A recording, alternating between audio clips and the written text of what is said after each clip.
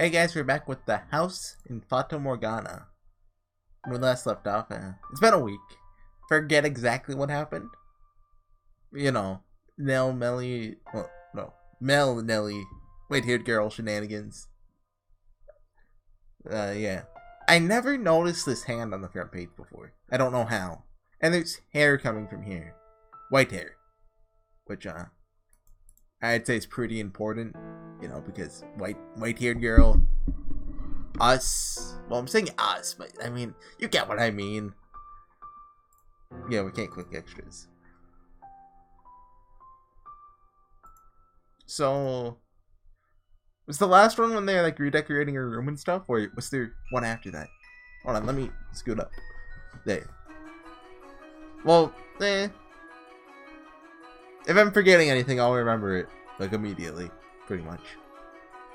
Let me move that. We're on For You, which isn't that the name of like a Higurashi song? Or that's Dear You. Is it the name of? I don't think it's an Umineko song. Slowly but surely, time trekked onward, everyone working towards their own individual goals. Each early summer breeze that blew through the garden was like God's hallowed breath carrying the flower's fragrance into the Rose Manor's windows. All the time could be stopped, and this beautiful era made to live on through eternity. As usual, Mel's eyes chased after the white-haired girl. Nellie pursed her lips in frustration at him. But she was still rather docile. Used to think that was docile. Even taking into account how self-centered she behaved, how fickle her temper, Nellie's fits were still no worse than a playful kitten. See? At that very moment, our lively little feline had her claws poised to swat at the flaxen-haired young man. Mel, you promised me, or have you forgotten? I haven't forgotten, I'm just asking if we can go on another day. Another day? This isn't something that happens every day. Hold on. I gotta do my daily.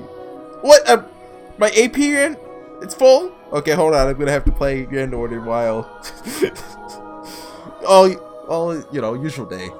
This isn't something that happens every day. I'm looking forward to tonight's performance for so long. I'm gonna go to 7th floor. Takara no Kyokai is right now. Yeah, that one, okay. And, hold on. We're having a gathering at the priest's home tonight. Several high-ranking officers have come up from the mainland just for this. Oh, well, yeah, that's pretty important. Who cares? I mean, that's like, you should be there. I care. You know, Nellie, it doesn't have to be me who goes with you. No, I want to go with you, Mel. Been so distant lately, dearest Mel. You refuse to do anything with me. That's not true. Tell me, if you can't go today, when can you? When will you be willing to go out with me? When will you be willing to play cards with me, to have tea together? I can't make any promises. I have things to do. Obligations. Nellie, you're almost an adult yourself. Stop acting like such a child. Not an adult yet, I'm still a kid. If it means I don't get to play with you anymore, dearest Mel, then I don't want to be an adult. Nellie, you can't... attack. Lady Nellie, the master wishes to speak with you. Huh? Father does? What does he want? Go on, Nellie. Can't make Father wait. He's very particular about people keeping their appointments. Yes, he is. Unlike you, dearest Mel. What's that supposed to mean? What's got her in such a foul mood? Oh, the maid! When I saw it said the maid, I was like, oh no, it's not the... No, it's the maid. Well, thank goodness for such small miracles.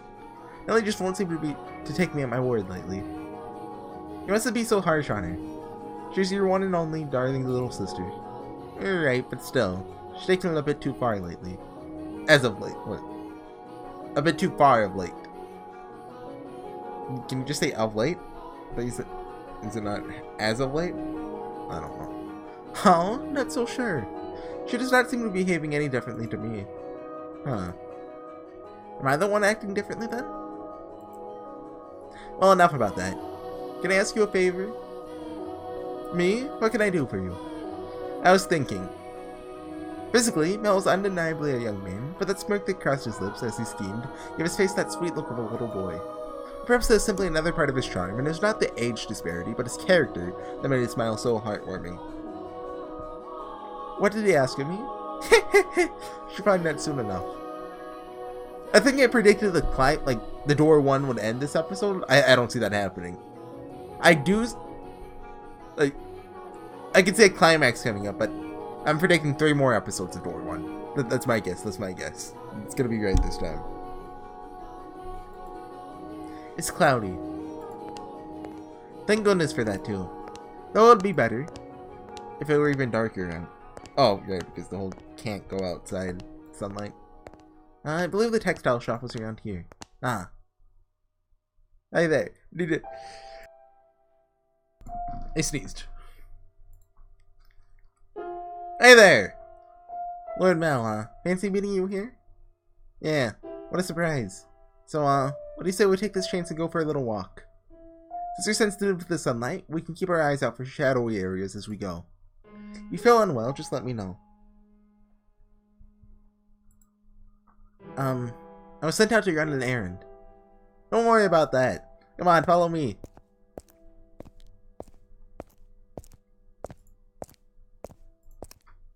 I'm sorry, I really like this song. It's played a couple times. This is like the Far of Fata Morgana. Like, Far, yeah, Far's the one. It's like the nice, peaceful, before everything goes bad in Omineko. Originally I didn't really like Far, but it grew on me. Eventually. Far Flat's also really good. Like, it kind of still has that mood, but it also is like a bit depressing too. Anyway. I'm sorry, it actually wasn't an accident that we crossed paths. Oh, did he ask the maid to... I planned this out ahead of time. As you'd have sent out on a fake errand. Feels like I'm always on alert back at the mansion. Can't relax in my own house. It's actually kind of funny. Oh, she looks so upset. Sorry, that was inappropriate of me. Just since the sun's mostly blocked out, it would be alright if... feeling just fine.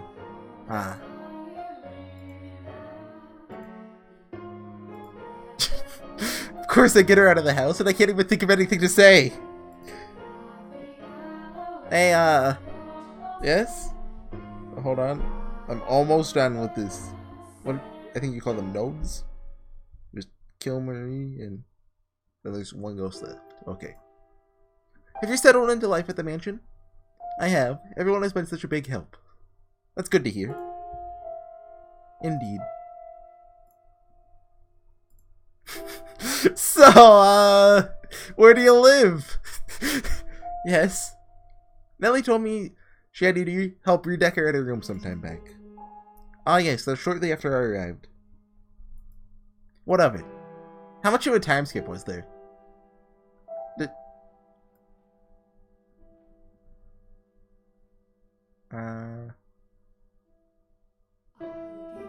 Oh yeah, the rose turned.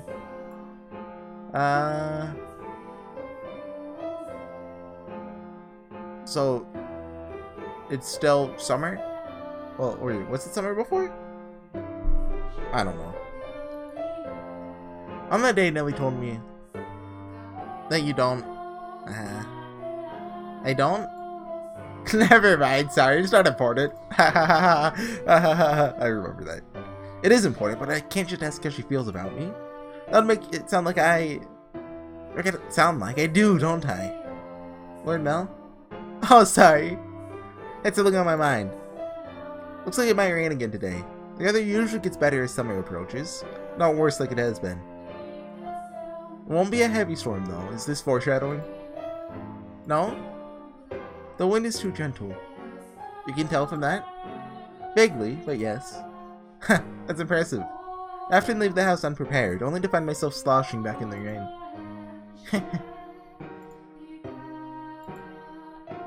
You laugh a lot more than you used to. Do I? Yeah, and I like that. You look better with a smile on your face. Smile suits Lady Nellie much more than I. What? Her smile and your smile are completely different. Also, a smile suits you as well, Lord Mell. A smile better suits a hero. Do they think so? What am I supposed to do? In the face of a smile like that. So, where do you live? Yes? Knowing her, if I ask if I'm imposing, she'll say no without hesitation. Trying to cover myself isn't going to get me anywhere. Hold on a second. I never did get you those flowers like I promised. There's a single white rose blooming in the garden. I was planning to give it to you, but it disappeared before I had the chance. So, I'd like you to have this. It's not yo-yos, but it won't wilt either. Mell is holding an ornamental white rose. There's an impressively detailed replica of the real thing, crafted by an incredibly skilled artisan's hand. It was, I imagine, made by the same craftsman from whom Mell had ordered Nellie's birthday necklace. The young man, who was but a handful of days earlier, had said that he had no sweetheart, come in to commission a present for a girl. The master of the shop must have been quite surprised. Perhaps they'd given him a good laugh instead. It was for this moment that he so desperately sought for time together with the white-haired girl. I don't know what you like, so I had to base it off my sister's tastes. But my apologies, I cannot accept this. Is the design not to your liking? No, if you're concerned about how much you paid for it, don't be. I just want you to have it, that's all. Please. Why are you so kind to me? Why? Because... I'm sorry, I cannot accept it. A clear glint of frustrated panic was visible in her red eyes. There's not a girl in the world whose heart would not flutter at the sight of the sparkling rose accessory, but her reaction was far from delight. As a matter of fact, there are traces of fear and apprehension in her countenance. I beg your pardon. Oh, hold on. With a look of distress on her face, I think that's a new sprite. The white-haired girl made her run off, but Mell grabbed her by the arm in the nick of time. Is your left eye yellow? Oh, right eye, depending. It doesn't look red.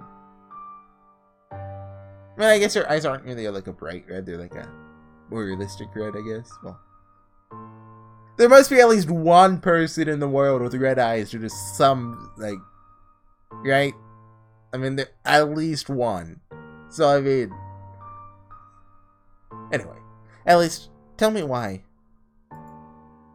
Is it because you dislike me?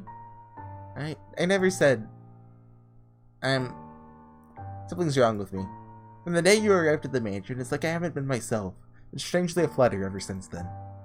Whether I try to study or whether I try to read, none of it sticks. Just looking at pages of text, tracing rows of letter only for them to disappear as soon as I look away. It's all because of you. I'm truly am sorry. Please, don't be any more generous than you already have. When I'm with you, my willpower wavers.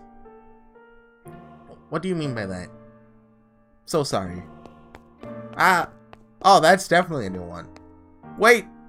Mell's grip loosened for a moment, allowing her to slip free and dart off like a gust of wind, not giving him a chance to stop her a second time. The dumbfounded, flaxen-haired boy stood frozen in place, left all by himself. The breeze, which the white-haired girl had called gentle earlier, felt faintly chilly, almost as if mocking him. Looks like she's even less fond of me than I thought. Nah. God, I'm crying. Pathetic. Alright, the priest. Rejoice, boy! Just use your wallet. Well, if it isn't Mell, your Kobe shoulder. Okay, enough Kiwi memes. What about you, B? Are you crying? So pitiful. Sorry you had to see this. Think nothing of it. I passed by a girl just a few moments ago. She appeared to be rather distressed as well. Something happened between the two of you? That wasn't good enough, it seems. Not good enough? That was the new maid I was telling you about before. I was, like you said, Father. I was keen on her. Quite. Enough to bring me to tears like a miserable child. But she rejected me. I don't even have what it takes to be a stand-in prince. Mell. I apologize for complaining to you about this. Completely hopeless. Mell. Please, don't try to cheer me up. I don't need sympathy. No, Mell, listen to me. What? I've seen that girl before. What do you mean? But, said she was a servant at your house, right? In which case... Yes, she is. Please tell me, Father, where did you see her? Why must you be so evasive? It was probably someone else. Someone else? You're saying you mistook someone who stands out as much as her? Father. She, and a man who I assume is her father, paid a visit to the church once. They came asking for food, their clothes in tatters. The two were emaciated. I don't think they were eating daily. What? Wait a minute, are you saying she's a beggar? But Father said she came from an esteemed house. Which is why I said I might be mistaken, Mel. She has a singular aspect, but it's possible that there's another girl who looks similar. Deep down, though, the priest surely believed the opposite. So he said sternly, like teacher to a pupil, "You must be absolutely certain, Mel. Understand? You cannot proceed any further without knowing your ancestry." May I visit the church, Father? By all means. In the back of Mel's mind, a vision of the night of the storm. The night the white-haired girl arrived at the mansion was surely replaying. She'd been wearing little more than rags and covered in grime. Hardly the appearance of a respectable young lady of class. Have I been putting you through unnecessary stress? She actually turns out to be nameless, to be rankless. No matter where she comes from, my heart is decided. I will not fool myself about how I feel any longer. I cannot fool myself. But how does she feel? What will everyone else think? There's a helicopter. I assume it gets picked up. Okay, I passed. I think that's a helicopter. Sounded like one. I have to find out why she's so welcomed into our house. I'll ask Mother or Father. No. If for some reason they don't know she isn't. How did you say that? So, aristocratic? Better off not saying anything. But if they don't, then does that mean she's been lying to us? And to them? I have to find out. This time I must get answers. No, absolutely not. You come back and the first thing you say is that? I hate you, Father. I will not stand for this. Ah. Why? Why would he just suddenly throw that on me? You don't even ask for... I assume he's like, oh yeah, you gotta get married, by the way. That's my assumption. You don't even ask for my opinion. No, I won't do it. Oh, that's news, right? Fine just the way things are. I'm just fine. Dearest Mel, I need your help. I don't want to get... Yeah, I don't get married. Go ahead and call me a genius? That's what they called me in high school?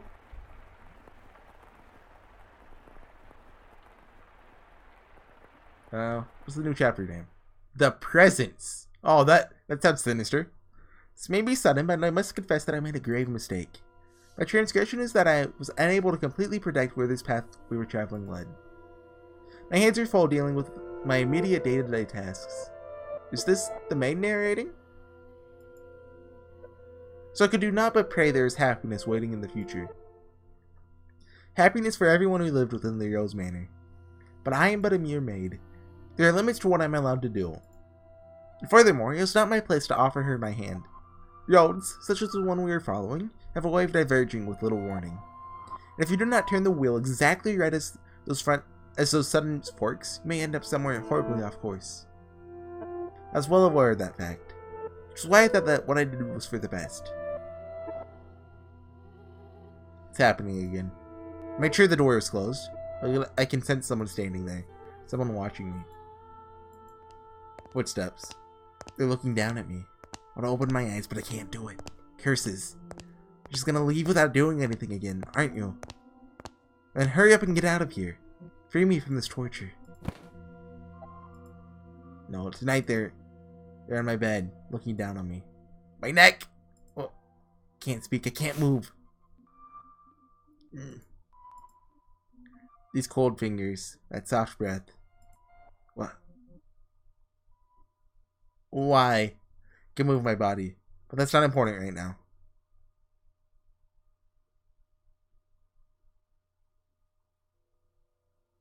Lewd.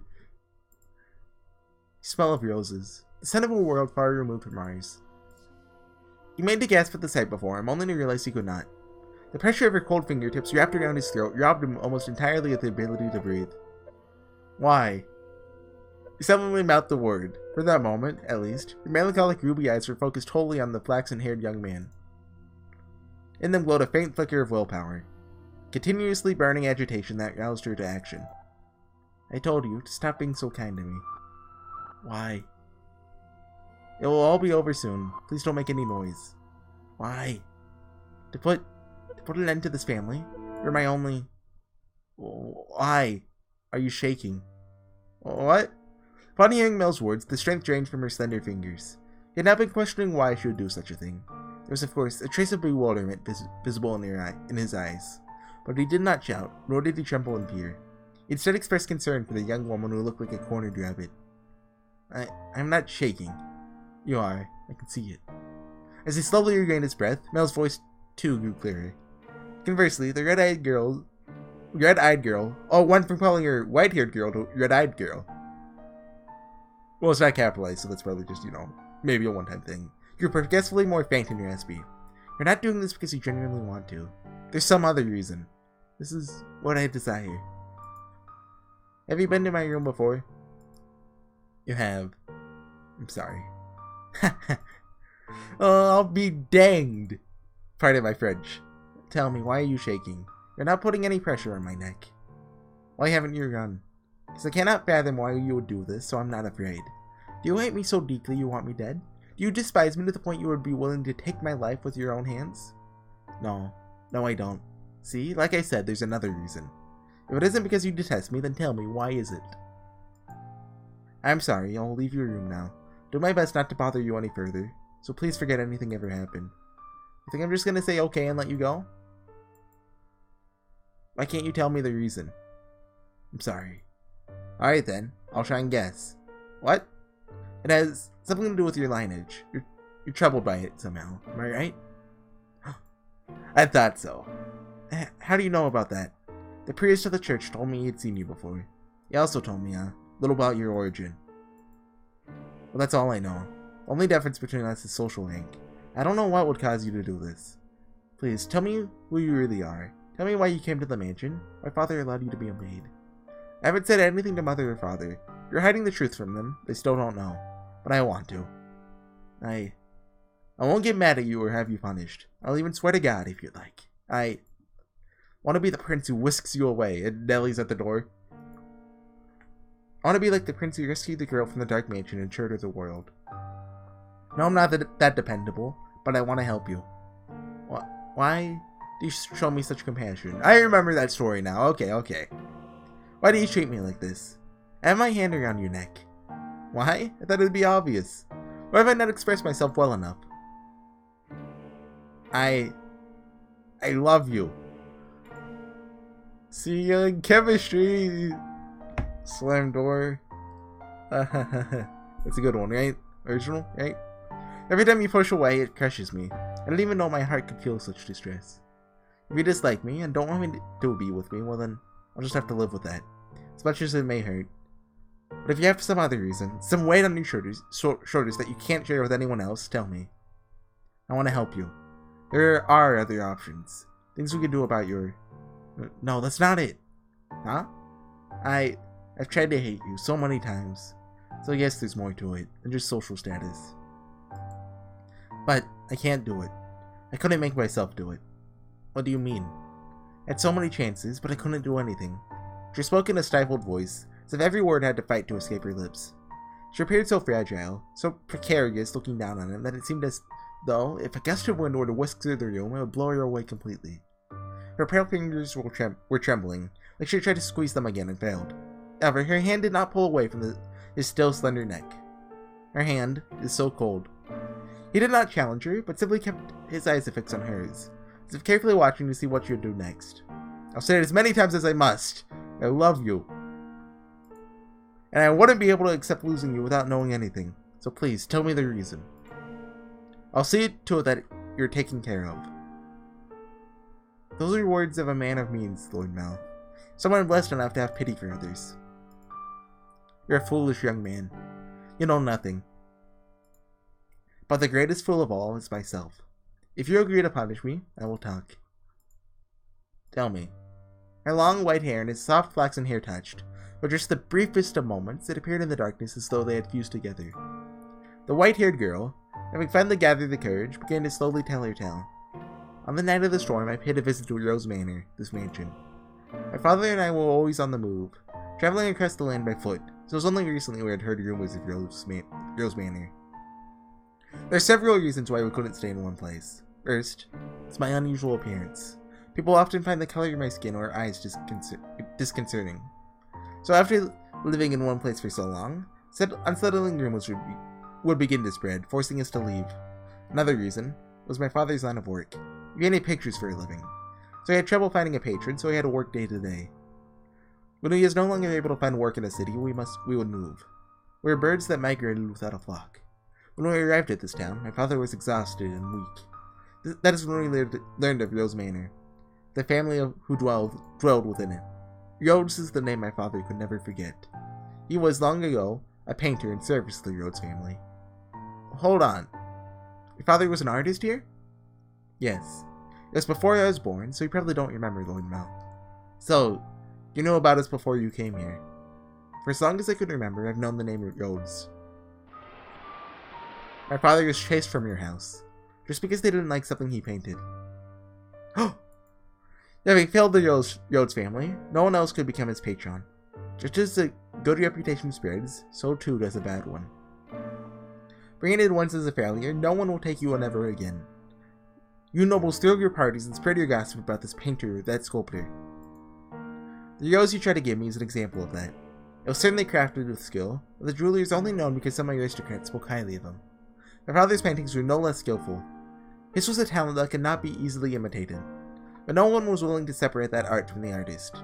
The Rhodes family stole everything from my father, but even thrown out onto the streets, his only skill was painting. That was all he could do to earn a living. What little money he had for food, he gave to me. He did anything he could to ensure my survival, even at the expense of his own well-being. My father passed away in this town. Up until his last breath, he was only ever concerned about me. He held up me in his arms and ran his fingers through my hair, an apologetic look on his face. If I had a normal appearance, I'm sure life would have been much easier. He was always telling me how sorry he was for making life so hard, even though it's not his fault I look like this. Oh, did I skip a line there? No, okay. Oh, well, yeah, there are more dots, okay. I disdained the Rhodes family for putting my father through such hardship. Imagine you were still living in decadence, acting as though nothing had ever happened. No, you wouldn't even care about the fate of one simple painter. Our lives meant nothing to you, and so I sought to bring misfortune upon you. And that's why you tried to kill me.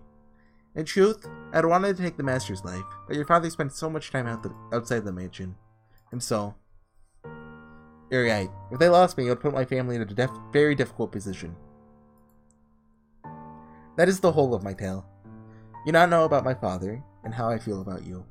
Having told you of the blackness of my heart, I cannot go on living like nothing has changed. Please give me punishment. Why would you have me put the one I love through any more misery? I am not fit for your affection. Not only because I'm not aristocratic, but because every time I spoke with you, I did so holding this darkness in my heart. Does that not unnerve you? In the end, it was my family's actions that caused you so much suffering. Would that your father were still alive, perhaps I could have done something. I'm sorry. And besides, you hesitated. You didn't actually kill me. What am I even to punish you for? As you said, you had countless opportunities, but you could not bring yourself to do it. Tell me, why couldn't you kill me? Because If it's because I've given you enough reason to have even the slightest bit of interest in me. Nothing was as I envisioned it. What? I assumed the residents of Rose Manor would be cold. People who believed that wealth and rank mattered above all. But on the night of the storm, the mistress was the first one to extend her hand to me. I arrived at the mansion disguised as a beggar. Actually, disguised is not the right word. It's many nights I only survived on the generosity of others. The mistress did not send me away when she saw me. Quite the opposite. She took me in as a servant. So that was Mother's doing. I could scarcely believe she would invite a stranger into her home, but she would treat a stranger with such compassion. That perhaps she knew who my father was, but I never met any of you before, so she must simply be that kind-hearted old woman. And the mistress continued to treat me with kindness, despite my disquieting appearance in the darkness of my heart. In time, I began to grow less and less sure of myself. Was what Was what I meant to do truly right? Were the things I felt truly justified? But it was a certain fact that my father was here, that he had been chased out. So I decided I should take your life, to put an end to everything before I wavered any further. And then... You were too kind to me. It's all your fault. Because you laugh with such affection. Because you gave me smiles like that. Because you say things you say. I'm sorry. No, don't apologize. So happy to hear that. Despite the unusual circumstances. This isn't normal? Please don't say you want to leave. Don't ask me to punish you.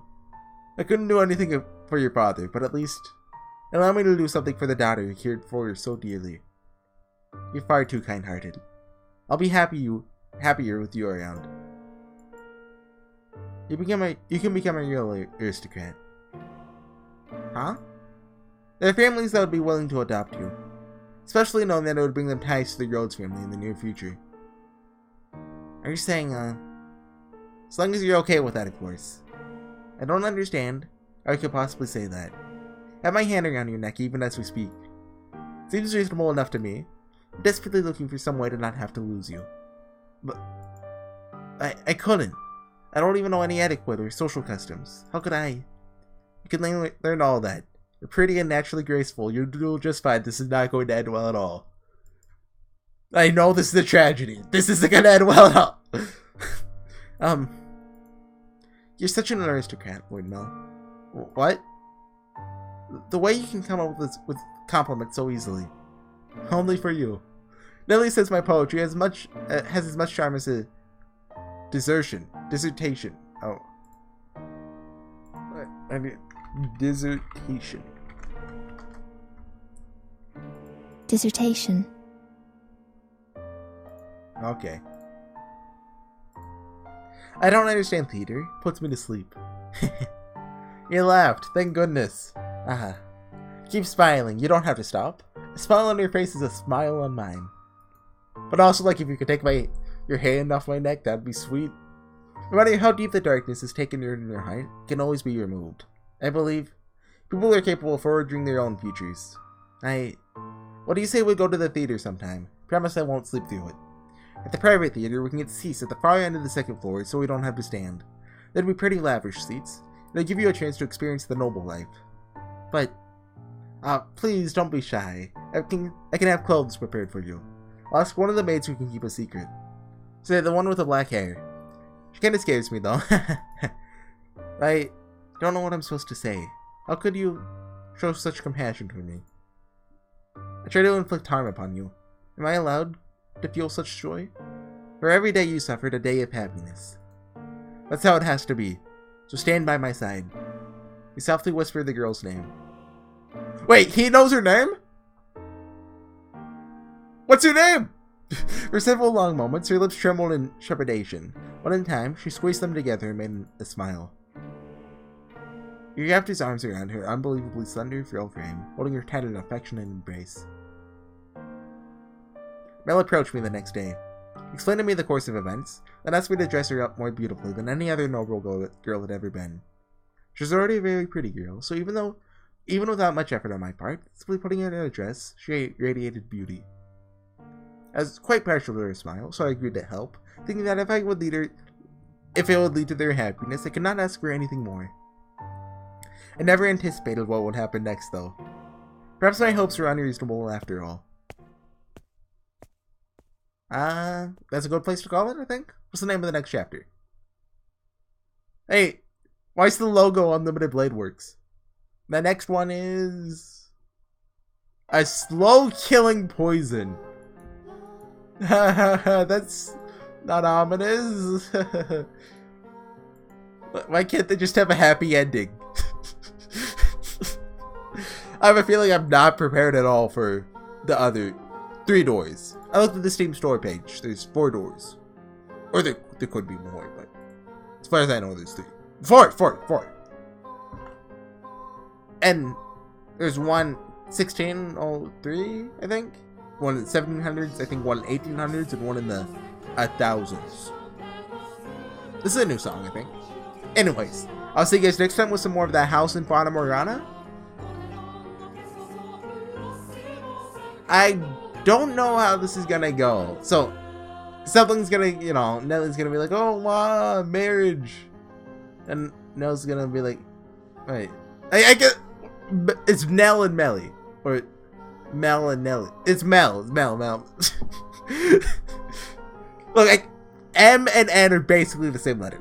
But anyway, hey, so she'll be like, oh, hey, I don't want to marry this guy. I want to marry my prince. And he'll be like, hey, I'm going to marry a white-haired girl. And she's going to be like, what? Knife. And stabs someone. Probably a white-haired girl. That's how I see things going. Which, it seems pretty probable. Anyway, so see you guys next time with the House in Fata Morgana. Bye.